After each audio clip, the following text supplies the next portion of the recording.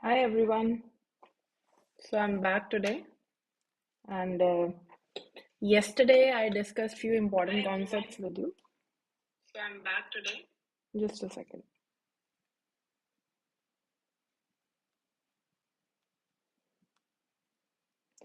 Yeah, so yesterday we discussed very high yield points. Now, before beginning today's session, I would like you guys to follow me on Instagram and Facebook. My page name is USMD Star. And I also have one page known as Med Student Academy on Instagram and Facebook, where I have prepared the slides that could help with the university exam also. So these are the pictorial representation of different important topics. So you would have a fun learning experience when you look at those posts. Now, let us move on to the main thing here. Today's class is going to be very interesting because I picked up very high yield topics. So, number one, we would be moving towards the topic of potency as well as efficacy. All right, so there is something known as drug potency and drug efficacy. So, these are very important, drug potency and drug efficacy. So, what do you think is drug efficacy and what is drug potency? So, let us try to understand this. Okay, someone is saying where we can get yesterday's PDF. Akanksha, I would be uploading the PDF here in the description box itself after this class. Okay. And this lecture also would be available for your viewing later on. All right. Now let us discuss about the drug potency and efficacy. Efficacy means the maximum effect a drug can produce. The maximum effect a drug can produce. A drug can produce. This is known as the drug efficacy. When you talk about the drug potency means, can anyone tell me what is potency? Yes? Anyone? What is potency? Okay. So potency means the amount of drug required to produce a given pharmacological effect. So amount of drug required to produce a given pharmacological effect. Okay, so supposing your desired effect is something, all right, and how much dose of that drug would be required to achieve the effect that you are expecting with that drug? That is known as drug potency, all right, and drug efficacy means the maximum amount, the maximum effect a drug can produce. That is known as the drug efficacy. Now let us move on to the graphs. They are very important. So supposing you come across any question where you are being given a graph and you are asked to compare two drugs, A and B. All right. So, supposing this is drug A and this is drug B. Drug A and drug B. All right. Now, if you look at this graph, easiest way, I'll tell you this easiest way to solve this question. You look at the height. So you look at the y-axis. Actually, this is a graph being plotted. How do you plot? The maximum effect versus the drug dose. Okay, maximum effect versus the drug dose. Now you look at the height. Which one is having more height? That A more than B. It is quite evident that A is having more height than B, right? The more the height, more will be the efficacy. This is how you have to remember it and quickly solve the question. So if they ask you which one is having more efficacy, your answer is going to be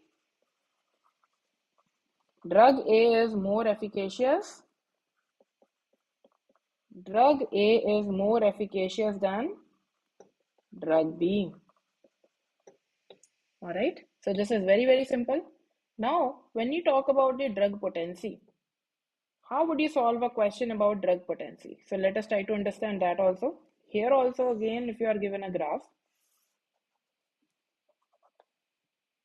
so one is drug A, then you have drug B,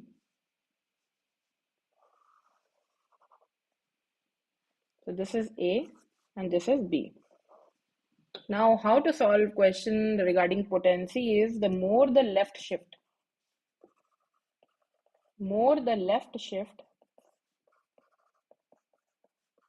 lesser amount of drug will be required to produce a given pharmacological effect. Lesser amount of drug will be required to produce a given pharmacological effect. So it is very evident from this graph. If you can see, A is having more left shift. This is A and this is B, right? So the less the dose of the drug required to produce a pharmacological effect, that means more potent that drug would be. That means you will require a very less amount of drug to produce a given pharmacological effect. So more the left shift, less amount of drug required to produce a certain effect, and more will be the potency. So if we compare these two, which one is more potent? Exactly. So A is more potent. A is more potent than B. Okay, now look at the graph here. Yes. Now solve this question. You look at the graph here and compare the efficacy and potency of drug A and drug B. So can anyone answer this? Yes.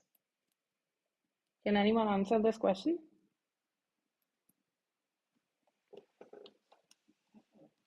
Yes, guys. So remember, in this question, how do you have to solve? More the left shift. Left shift is more with A. So A is more potent than B. A is more potent than B. Okay, but if you compare the height, if you can see they have the same height, that means potency, sorry, the efficacy of A and B are same. Exactly, Mansi, you gave the correct answer. They are having the same efficacy, but A is more potent than B. All right, so keep this point in mind. I hope the concept of potency and efficacy is now being clear to you. All right, so this is what I have drawn here in these graphs. Now let us move on to the next concept. Now we have something known as therapeutic index. You might have heard about this term, therapeutic index. So whenever you come across the question regarding therapeutic index, first of all, you should know what is the significance. Actually, therapeutic index is actually telling you about the safety of a drug. Okay, so this tells us about the safety of the drug. That means the more the therapeutic index, more will be the safety of the drug. Okay, so more will be the safety of the drug. Similarly, if a question mentions that the drug is having narrow therapeutic index means the drug is unsafe. Less is the safety of the drug. These are the easiest way to understand this. Less is the safety of the drug. All right. Now, the formula to calculate this therapeutic index is TD50 by ED50. TD50 is median toxic dose and ED50 is median effective dose. All right. So the dose of the drug that is required to produce a pharmacological effect in at least 50% of the population, that is ED50. But this is not important for us. What's important for us is the drugs that have narrow therapeutic index. So this should be on your tips. This is really, really very high yield. So make sure you know the drugs that have narrow therapeutic index. Now, guys, someone is saying LD50. See, LD50 is the lethal dose, and lethal dose is not being done in humans. Okay, that is in the animal studies. So in humans, we talk about the toxic dose. All right, TD50. Now, the drugs having therapeutic index that is narrow. So what are those drugs? These are very important because if you can see the drugs that have narrow therapeutic index, they are the drugs with less safer profile. Okay, so their safety profile is less. Their safety profile is less, and they require constant monitoring, and they require constant monitoring. Now, let us talk about these drugs one by one. So, number one drug is digoxin. So, guys, what do you know about digoxin? So, whenever you come across any drug in pharmacology, anywhere, supposing you are reading journal pharmacology, you come across this digoxin under the drugs having narrow therapeutic index. So, what you have to do is write 2 to 3 lines, most high yield lines about that drug. Okay, because if you associate things together, you'll find it very easy to remember the most important points about them. So digoxin, whenever you think about what things should come to your mind while reading about digoxin, this is a very high yield drug. Remember this. Digoxin, number one, the mechanism of action. Make it very simple. Digoxin works by inhibiting something known as sodium potassium ATPase. So digoxin inhibits the sodium potassium ATPase. This is a very important point. Now, if you don't know the normal action of this sodium potassium ATPase, you won't be able to understand that what will happen if this pump is inhibited. Okay, so now let us try to understand what is the normal action of the sodium potassium ATPase. So supposing this is the cell, this is a pump sodium potassium ATPase. Can anyone tell me the normal action of sodium potassium ATPase? Anyone? Normal action of sodium potassium ATPase? Exactly. Mansi gave the correct answer. So the normal action of the sodium potassium ATPase is that it is going to kick 3 sodium out and move 2 potassium inside the cell. 2 potassium inside the cell. So guys, paste it on your wall because this is important. You should know the normal function first of all. Okay. So 3 sodium out and 2 potassium in. This occurs as a normal function of sodium potassium ATPase. All right.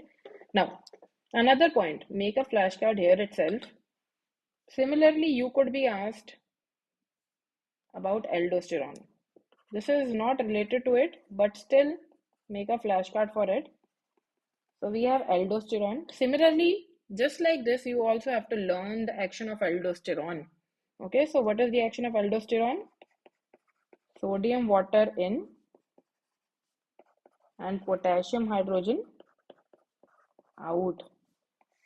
This is going to be very helpful for you while you do the endocrinology questions.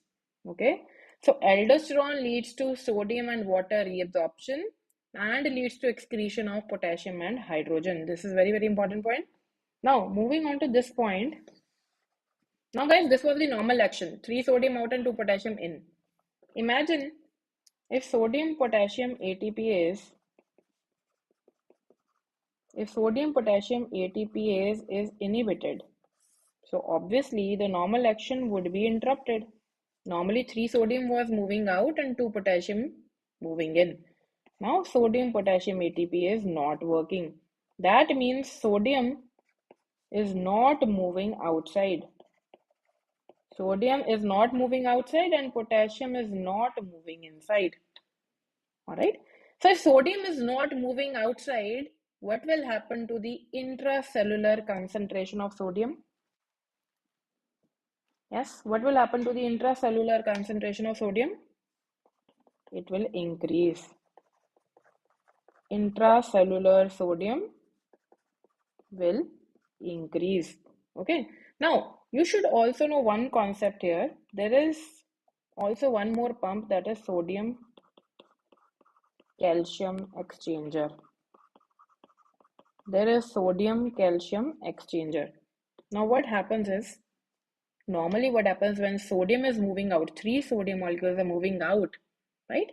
There occurs the activation of sodium calcium exchanger, right? That would do what?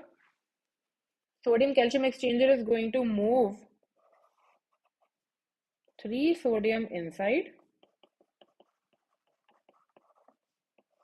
in exchange to one calcium outside.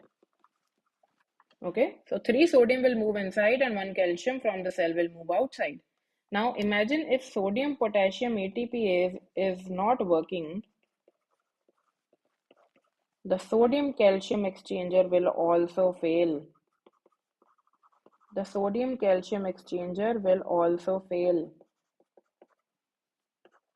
Remember this point. So if sodium calcium exchanger is failing, that means calcium will fail to move outside the cell. Calcium will fail to move outside the cell. If calcium is not moving outside the cell, guys, imagine what will happen. The intracellular concentration of calcium will be more. The intracellular concentration of calcium will be more. Now imagine, supposing this is a cardiac myocyte. Supposing this is a cardiomyocyte. So if the calcium concentration inside a cardiomyocyte is increasing, what will happen? The contractility of the cell will increase. Contractility of the cell will increase. And increase in the contractility here is known as the positive. Yes, what type of effect? Increase in the contractility, positive inotropic effect. Positive inotropic effect. That means increase in the contractility of the cardiomyocyte is happening here because calcium is more retained inside. Because sodium potassium ATPase was failing, so sodium calcium exchanger would also not work. So calcium is not moving outside. So in the cell, calcium is more, leading to more contractility, giving it a positive inotropic effect. Now, this effect, positive inotropic effect due to digoxin, is made use in case of heart failure. That is why digoxin could be used for a patient who is having heart failure. Heart failure means the heart is not able to pump properly. Alright. So by increasing the contractility here, it is helping in heart failure. Secondly, you should know an additional action of digoxin. Digoxin is suppressing. Digoxin is suppressing AV node as well as SA node also. So digoxin suppresses AV as well as SA node.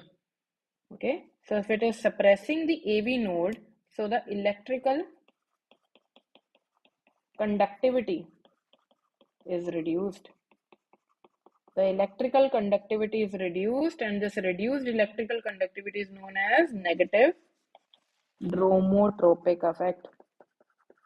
Negative bromotropic effect. That means if you're talking about the contractility of a cell, we are talking about inotropic effect. If you're talking about the electrical conductance, you're talking about bromotropic effect. Third thing, if digoxin is having a power to suppress the SA node activity, that means it is going to reduce the heart rate. If heart rate is reduced, this is known as negative chronotropic effect. Chronotropic effect.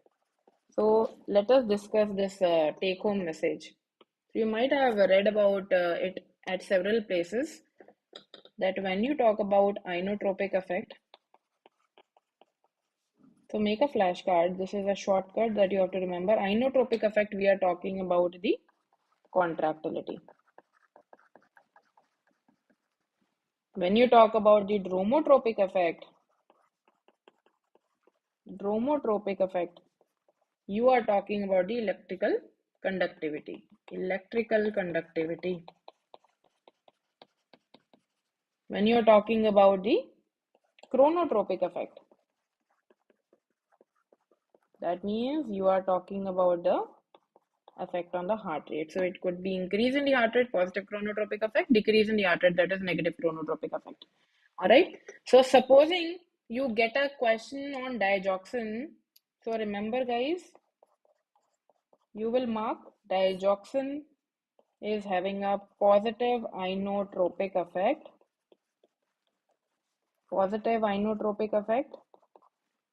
negative dromotropic effect, and negative chronotropic effect. Okay, this is the shortcut form of action of digoxin, right? And along with that, digoxin is also having propensity to cause the vagal stimulation, right? So that is how heart rate is reduced. Now, second thing is they say that digoxin could be used for the patients of atrial fibrillation.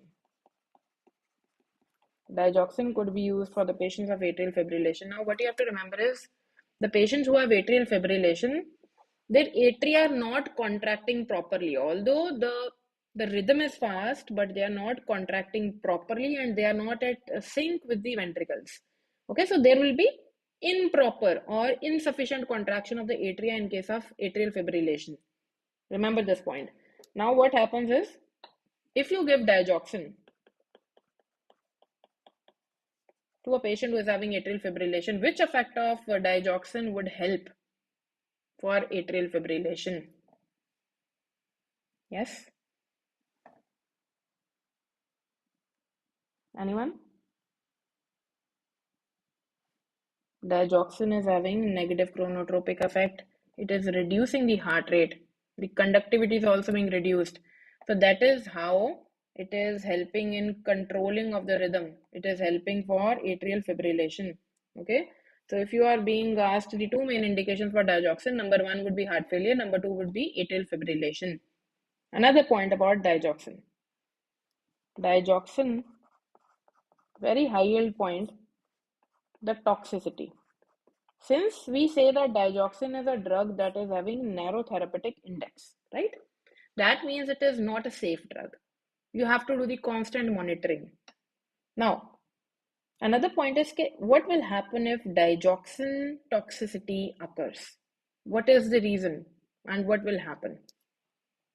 Now, number one, you should know who is at risk of getting digoxin toxicity. Number one, patients of renal failure. Patients of renal failure. Okay, that means if kidney is not functioning properly, the digoxin won't be excreted from the body. So more levels, sustained levels of digoxin will be remaining in the body, increasing the risk of toxicity. Second, the patients who have hypokalemia. Patients who have hypokalemia. Now, before proceeding further, you tell me what is hypokalemia. How much levels of potassium should be there to call it hypokalemia? So for that, you should know the normal levels of serum potassium. So normal levels of serum potassium are 3.5 to 5 milliequivalent per liter. So remember this value, guys. Why this is important? Because increase or decrease in the potassium levels, they are very dangerous. Okay, this is a kind of emergency because it increases the risk of arrhythmias. The risk of arrhythmias is increased with increase or decrease of levels of potassium. Okay. Now hypokalemia means serum potassium levels less than 3.5. 3.5. Now, why do you think the patients who have hypokalemia, they are at increased risk of getting toxicity due to digoxin? The reason is that, as you know, hypokalemia means potassium is less. So what will happen? More digoxin will bind. More digoxin will bind to the potassium binding site More digoxin will bind to the potassium binding site of sodium potassium ATPase, and more pronounced will be the effect of digoxin. All right. Another very, very important point. So this is a point that is confusing to a lot of students. Points regarding hypo and hyperkalemia in context to digoxin. Hypo and hyperkalemia. So remember these points. Remember guys, hypokalemia increases the risk of digoxin toxicity. It increases the risk of digoxin toxicity. Whereas hyperkalemia, if it occurs in context of digoxin toxicity, it is a poor prognostic factor. It is a poor prognostic factor. That means the prognosis will be poor if a patient who is having digoxin toxicity gets to have hyperkalemia. All right, remember this point. Why there is a risk of hyperkalemia due to digoxin toxicity? Can anyone answer? What is happening? Now, this is sodium potassium ATPase. Sodium potassium ATPase. This is not working if you are giving digoxin, because digoxin is inhibiting this pump, right? So that means sodium won't be able to move outside. This we have already discussed. And potassium would also not be able to move inside. So obviously potassium is not able to move inside, the plasma concentration is going to increase. So serum levels of potassium more. Okay, so keep this point in mind. Another point. So let us discuss one question here. One question. What visual changes would you expect? So this is a very high yield point. You would also see when you solve the previous year questions, this point is really important. What visual changes are expected in a patient who is having digoxin toxicity? Can anyone answer this? What visual changes are you expecting in a patient who is having digoxin toxicity or the adverse effect of digoxin? Any visual change? Anyone? Can anyone tell the visual change associated with the digoxin toxicity? Exactly. Dark night. You gave the correct answer. So, yellow vision. So, remember yellow vision, that is xanthopsia. Xanthopsia. Okay. This is associated with digoxin use. So, this could be a side effect of digoxin use. Now, write down two very another high yield points. I'll give you a hint. Supposing a patient comes to the clinic with a productive cough,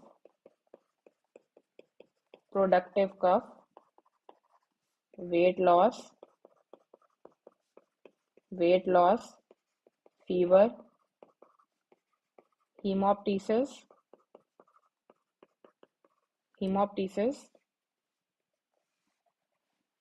This is a typical history that is being given by a patient who is having tuberculosis. Supposing you are suspecting tuberculosis in a patient and you have started a drug X. On starting the drug X, after some time, the patient complains of red-green color blindness. Identify the drug X. So INICTs, they are very much likely to ask these type of questions. So you identify the drug X. Which anti-TB drug would lead to red-green color blindness? Yes, exactly. Kunj, Akanksha. Yes, Okeva, you gave the correct answer. The answer here is ethambutol. Ethambutol. Ethambutol. Ethambutol is one of the first line drug for tuberculosis. Remember, when you have to start the TB treatment, HRZE, these are the first line drugs for TB. That is isoniazid, then rifampicin, then pyrazinamide, and ethambutol. Supposing they take this question further. Now you have answered that the drug is ethambutol. They also ask you what is the mechanism of action of this drug. Let me see who can answer. What is the mechanism of action of this drug? Ethambutol. Your answer is going to be it inhibits the arabinosyl transferase. It inhibits the arabinosyl transferase. Alright, so this is the enzyme being inhibited by ethambutol. Otherwise, they could also ask you that ethambutol could lead to optic neuritis. Okay, so this is the another option that you should know. Moving on to the next point. One more point here. A patient, elderly patient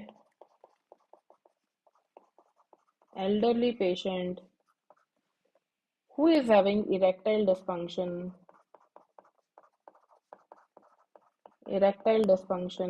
is on drug X. He starts to consume a drug X. Okay, after some time, the patient complains of blue tinged vision.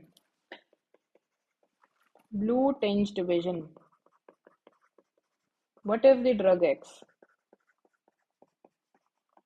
To which class of drugs this drug is belonging? Second question. Can anyone answer this? Exactly, Mansi. The answer to this question is the drug is sildenafil. And sildenafil belongs to, what is sildenafil? This is phosphodiesterase inhibitor, PD5 inhibitor. Alright. So remember guys, this is a very high yield point. Blue tinged vision is associated with PD5 inhibitors, for example, sildenafil. Alright. One more point. This elderly patient who is on sildenafil is at increased risk of falls. Why? And subsequent increased risk of fractures and injury. What is the reason? Why this elderly patient is at increased risk of falls? Because he is taking Viagra or sildenafil? Anyone? The answer to this question is because these drugs, they lead to vasodilation. Okay, and vasodilation would induce, there could be orthostatic hypotension in these patients.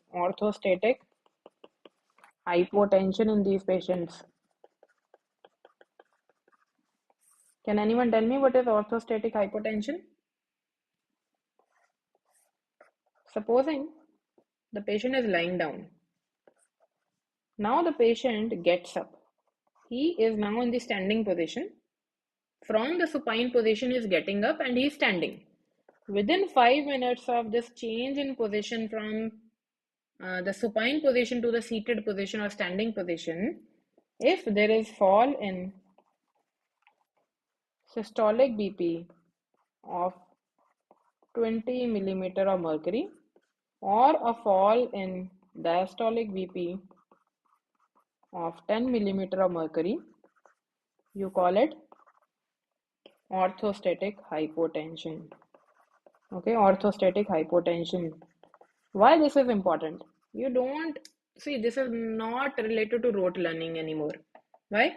Because supposing you are given a question and they tell you, okay, the patient was lying down, the blood pressure was this, and now the patient is standing. Okay, within 5 minutes, there is fall in the systolic BP of 10 millimeter of mercury. Would you call it a orthostatic hypotension? No, you won't consider it as the orthostatic hypotension. So this would be excluded as an option, okay? So you should know what is exactly orthostatic hypotension. Now, if the patient is having orthostatic hypotension, okay, immediately after standing, there is hypotension, what happens? The patient may fall down. There may be dizziness, giddiness, okay? And ultimately, these elderly patients already they have decreased bone mineral density. Their bones are very weak. There could be senile osteoporosis, as we discussed in the previous lecture, okay? So they're at increased risk of getting fractures or injuries, and ultimately they could be bedridden because healing processes are also very slowed down in the elderly patients. All right. So keep these important points in mind regarding the visual changes with the different drugs. Now coming back, what is the antidote of choice for digoxin toxicity? What is the antidote of choice for digoxin toxicity? Your answer is Digifab. Okay, the answer is Digifab. Now, guys, I'll tell you a very good point. When you read First Aid for USMLE Step 1, they have given a page where they have written all the toxicities, drug toxicities, and they have mentioned all the antidotes. So that is a very nice table. Please learn that. You should know the antidotes for particular toxicities. They are very important. All right. Now, moving on to the next point, we were discussing the drugs that have narrow therapeutic index. Okay, moving on to the next drug, that is lithium. Okay, tell me one very important point regarding lithium. Lithium. Lithium is the drug of choice. This is the mood stabilizer of choice for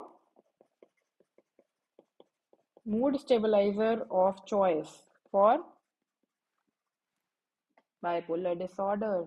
Okay, bipolar disorder. Now, one very high yield point regarding lithium. So all the points that we are discussing here, okay, they have been asked in the previous years. So don't think that they are useless points.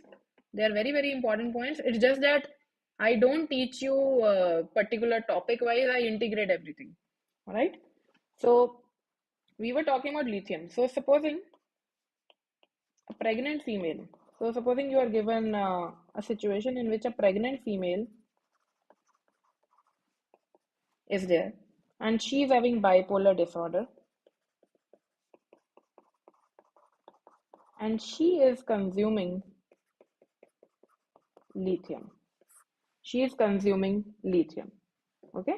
Now, what could happen if lithium is consumed during pregnancy? Anyone? Exactly. You gave the right answer, Karthika. The answer is Epstein anomaly. Now let us try to understand that what is this Epstein anomaly. Okay, so draw the four chambers of the heart. So if you draw this picture, this is going to be very easy for you to remember the Epstein anomaly. This is right atrium, this is right ventricle, this is left atrium, and this is left ventricle. All right. Now what happens is, in case of Epstein anomaly, the tricuspid, which is the right-sided valve, there is a valve on the right side known as the tricuspid valve. Tricuspid valve. And then there is a valve on the left side which is known as the mitral valve. Mitral valve. Okay. Now, what happens in Epstein anomaly is there is downward displacement. There is downward displacement of the tricuspid valve. Now imagine guys, this tricuspid valve is displaced downwards. So look at the diagram carefully.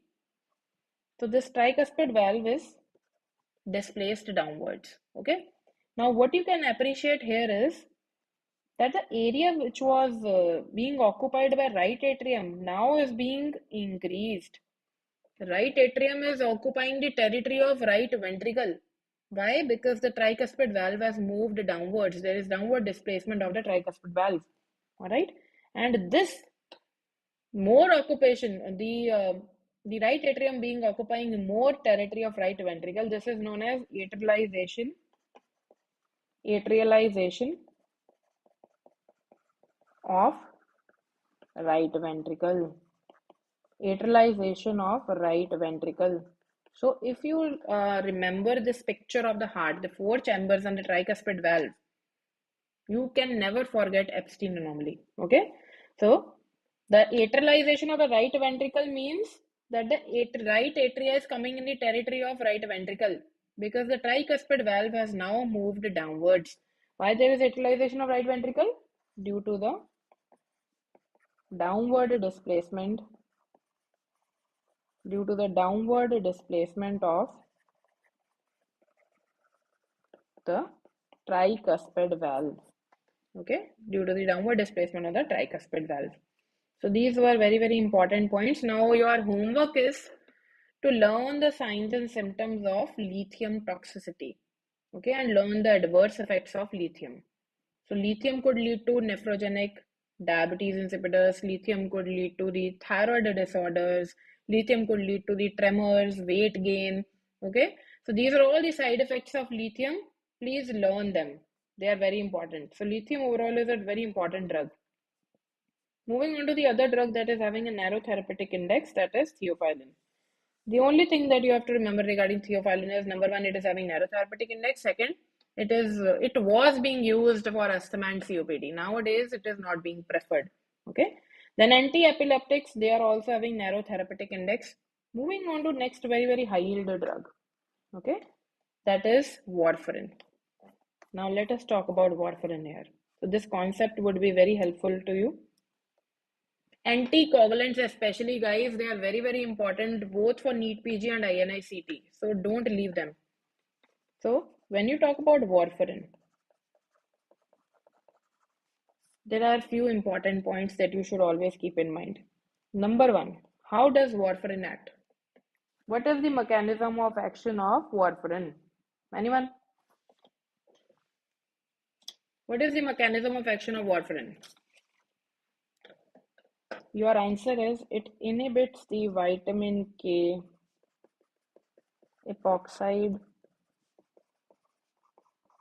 reductase enzyme. Okay, so if you have to choose one option, your answer is going to be warfarin inhibits the vitamin K epoxide reductase enzyme. Second question is, okay, how it is going to affect the changes? What changes are going to be made if warfarin is inhibiting the epoxide reductase? Remember, this epoxide reductase is an enzyme that helps in the reduction as well as activation of vitamin K. So this is actually helping in activating the vitamin K, reduction and activation of vitamin K. So that what happens? The gamma carboxylation. So all of these are very high yield terms. Gamma carboxylation of glutamate residues of factors. So this is a question. Now you tell me what are the vitamin K dependent factors? Anyone? Exactly.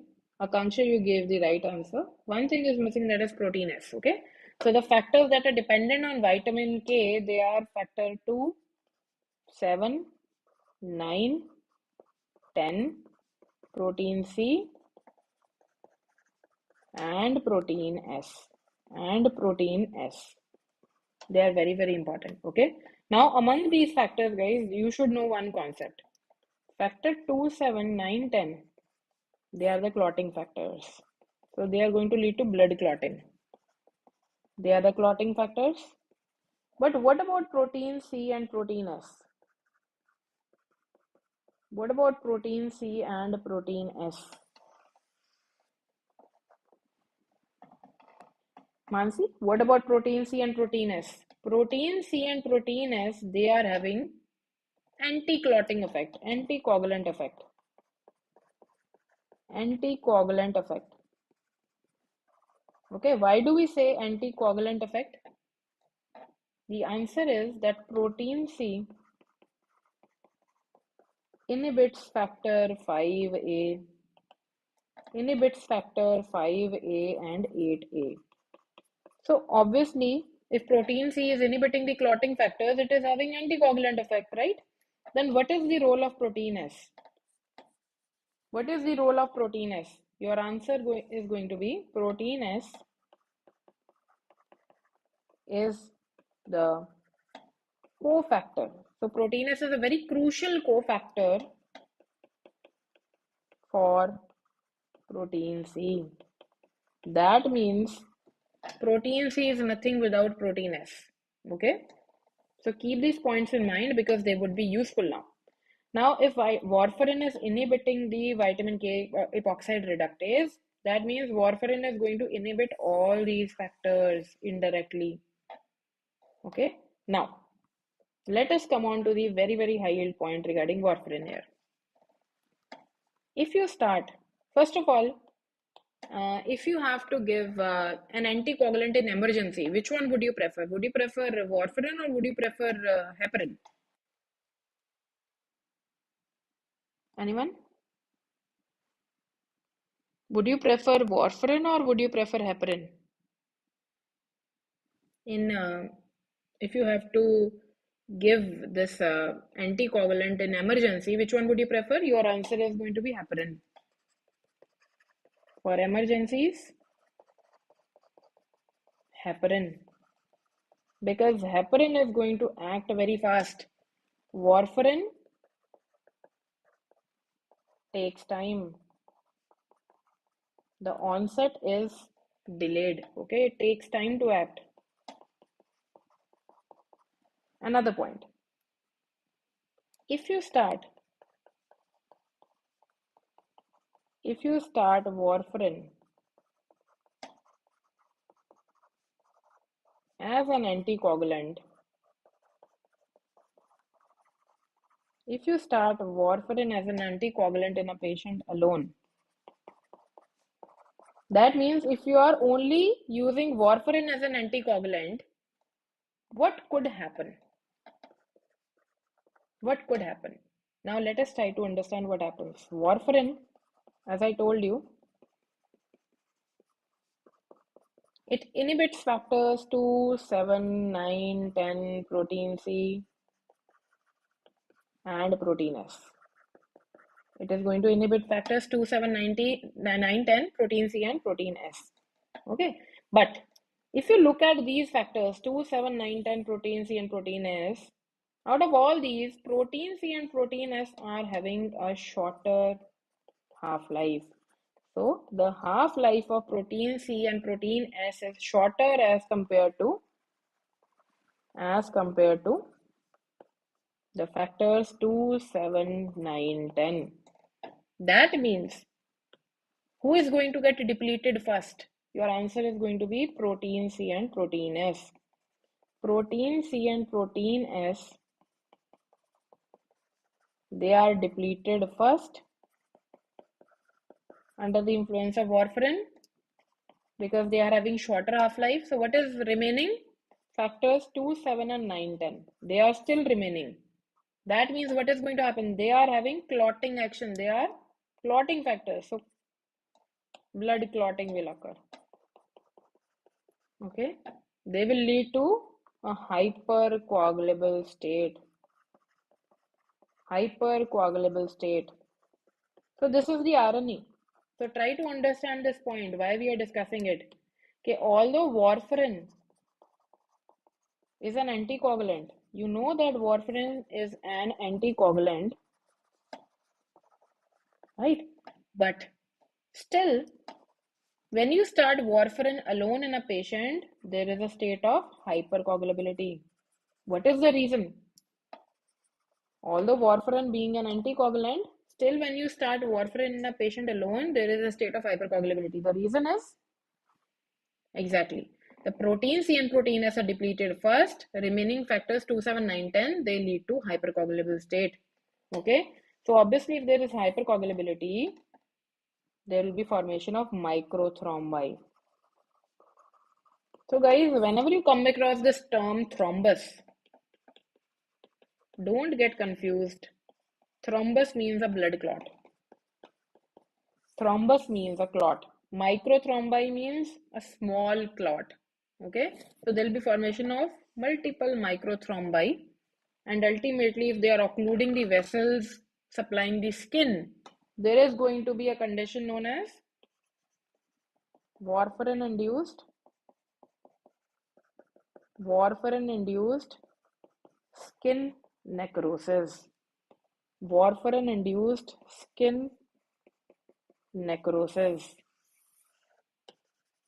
Okay, so this is a very important side effect. If you start warfarin alone, high doses of warfarin alone in a patient, warfarin-induced skin necrosis could occur, and other thromboembolic phenomenon could also occur. Okay, now how you can prevent this? So if a question mentions how to prevent the warfarin-induced skin necrosis, your answer is going to be, how would you answer this question? Your answer is do the heparin bridging. Go for heparin bridging therapy, or the option could be bridging anticoagulation. Okay, now what is this concept of heparin bridging? Heparin bridging means that when you are just starting the warfarin in a patient, देखो, first of all, in the acute emergency, you go for heparin because heparin is fast acting. But via what route you give heparin? Can anyone tell? Via which route heparin is being given? Is it given orally or is it given parenterally? Heparin.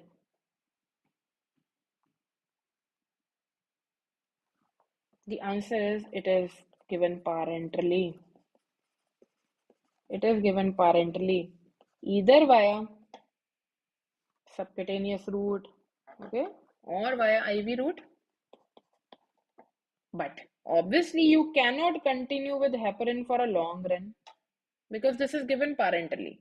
You have to switch for a longer acting. The T half of heparin is very short. So you require frequent administration. Then there are many problems. You require constant monitoring. So what you have to do is, if you require chronic anticoagulation, you will switch to oral anticoagulant, that is warfarin, which is longer acting. So warfarin is given orally. Remember this point? Warfarin is given orally, and this is being preferred for chronic anticoagulant therapy. So this is a kind of chronic anticoagulant therapy. Anticoagulant therapy. All right. Now, if you stop a heparin and then start giving warfarin alone, I told you what is going to happen, right? So the solution to this is form a bridge. How to form a bridge? You continue giving heparin along with warfarin for few days. Okay, what is the reason? If you are combining heparin with warfarin in the beginning of therapy of the warfarin, what is going to happen? Warfarin, which was previously inducing the hypercoagulable state, would no longer be able to do so because heparin is also being given. So heparin is going to counteract the hypercoagulable state that was being created in the beginning due to warfarin. This is known as the bridging therapy with heparin. And this is going to prevent the warfarin-induced skin necrosis. I hope you have understood this point. This is very, very important. Okay. Moving on to the next very important point. So, supposing you are being asked a question, both heparin, unfractionated heparin, and warfarin, they require constant monitoring. Okay. So, how do you monitor the activity? How do you monitor the levels or the correlation of heparin, or how do you monitor the warfarin action? What are the parameters that are being used? Anyone? For warfarin, you use PTT, partial thromboplastin time. For heparin, you use PTT, and for warfarin, you use PT-INR. Okay, so these are very, very high yield points. For monitoring heparin, you will use this parameter PTT, partial thromboplastin time. For warfarin, you will use the prothrombin time or international normalized ratio. All right. Now next, moving on to the heparin. Since we were talking so much about heparin, so let's talk few points about heparin also. Number one, it is given parenterally. This is not given orally, parenterally. Second point, it increases the activity of dash. What will you answer here? It increases the activity of dash. What will be the answer here? So how do you think heparin is working? Anyone? How do you think heparin is working? Your answer is going to be heparin increases the activity of antithrombin. Heparin increases the activity of antithrombin.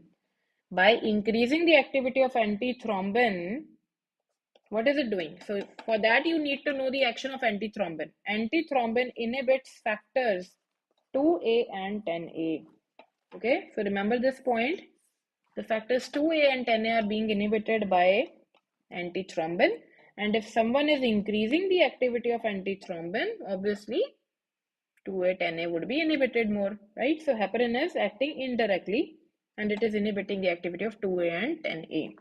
Another point, very, very high yield, being asked repeatedly about heparin. Okay, supposing the patient was started with heparin. The patient was started with heparin. The platelet count was 1.5 lakh.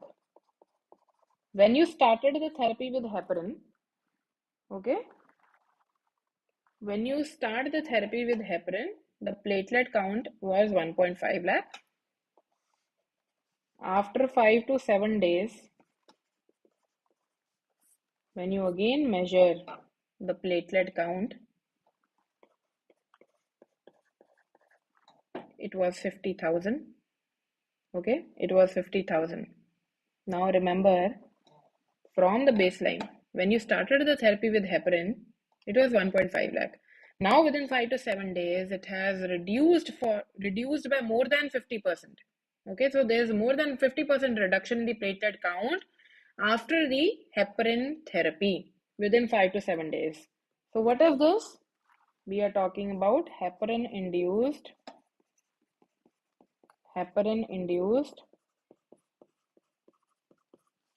thrombocytopenia. So here we are talking about heparin-induced thrombocytopenia, that is called HIT. Okay, this is very, very high yield topic, guys. Asked repeatedly in the previous years. So what you have to know about HIT? So let us try to make it very simple for us to understand. What happens is, this is a immune mediated side effect. Okay, you can call it immune mediated phenomenon, in which after starting heparin therapy, within 5 to 7 days, the platelet count is reduced, and it is reduced more than 50% of the baseline levels. Okay, now what happens? Heparin, in some people, heparin combines with something known as PF4, that is platelet factor 4.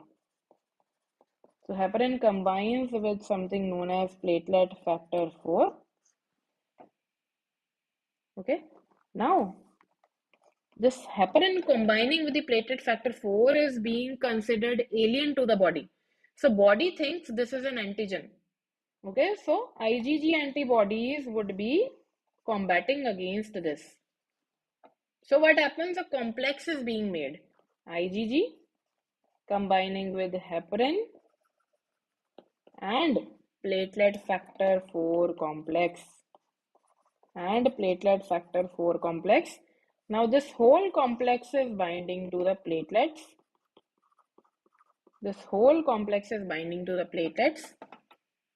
Now what is the consequence here?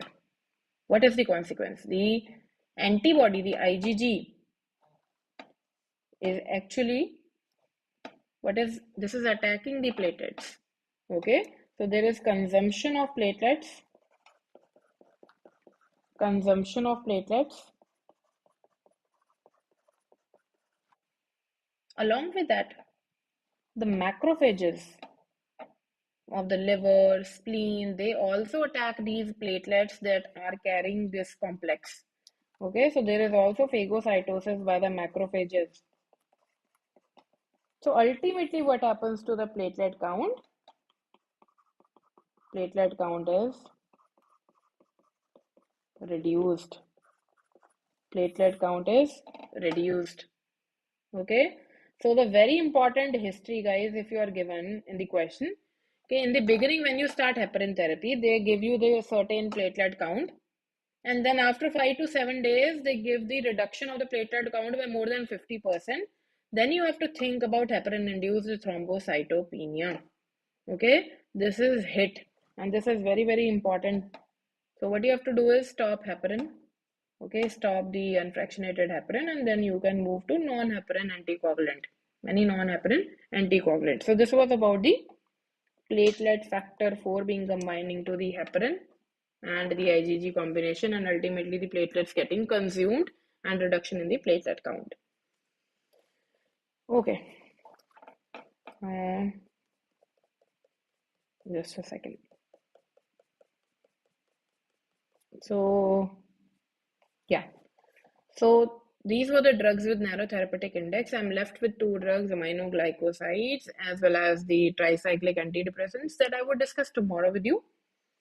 I'll end the lecture here. I hope you understood the lecture. If you have any confusions, you can drop your doubts in the comments, and your feedback matters a lot. So whatever I taught, I selectively picked up the topics that were very, very high yield. So make sure you know these concepts. Tomorrow also we would be doing very, very important topics. So stay tuned. At 8 p.m. I would be meeting you again, and you can follow me on Instagram and Facebook. My page name is USMLE Star. And Unacademy is coming up with the huge discounts on the Iconic subscription. And I told you yesterday you can use my code INSTA10 to get the discounts. INSTA10. If you want to subscribe to any course of Unacademy, INSTA10 is my code that would help you in getting some discount. Okay. Bye bye. Take care.